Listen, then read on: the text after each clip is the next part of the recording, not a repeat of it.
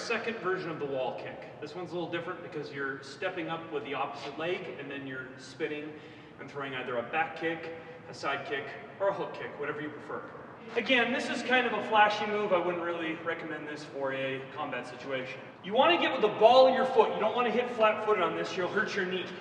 You want to get the ball of your foot, get a good, and it depends what kind of wall you have. Find a wall with a little bit of give or whatever, but generally if you just slip, it doesn't matter. You're just going to spin immediately and kick. After I jump off the wall, I rotate, and in the air I'm looking, and I'm throwing my back kick, or my side kick, or my hook kick. This will take a lot of practice, but once you get it, it's actually very easy. You can jump off anything. But I'm stepping over, hopping. You can do this with either leg, and right as I get to this point in the air, I turn, look over my shoulder, and throw the kick.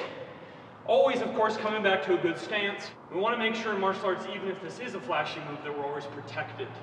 Always ready to defend ourselves, showing good martial principles.